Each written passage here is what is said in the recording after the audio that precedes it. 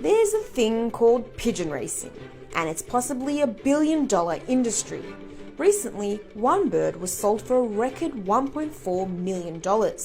It often involves pigeons flying thousands of kilometres. This is how it works. On race day, pigeon fanciers, that's what people who race pigeons are called, release their birds who are hundreds if not thousands of kilometres away from their respective bird lofts. Depending on the race, around 20,000 pigeons can be released at the same time.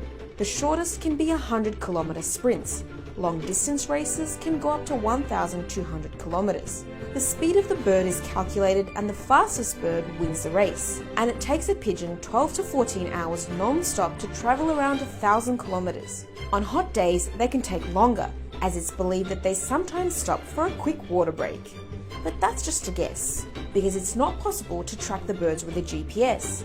Most trackers are still too heavy, so until technology advances, the pigeons have a ring on their foot, which enables the racers to calculate their speed. This is actually how the winners of the race are determined. Minutes after a pigeon arrives at its loft, the owner finds out the speed and the ranking of the bird online. Distance and wind can sometimes be a factor that determines who the winners are. So there's another type of racing. It's called one-loft racing.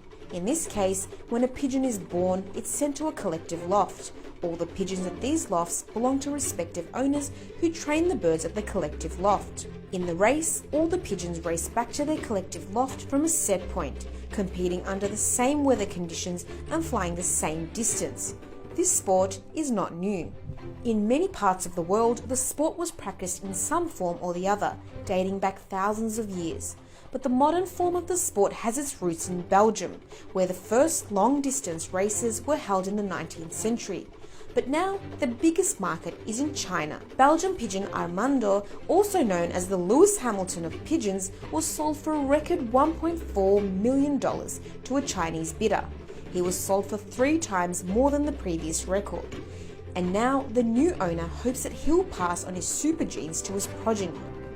In China, you don't have casinos, but what is a good alternative for people in China to gamble, and they like to gamble a lot, is pigeon sport. If you want to win a lot of money with the pigeons, the Chinese are thinking we need to buy the best pigeons, genetics.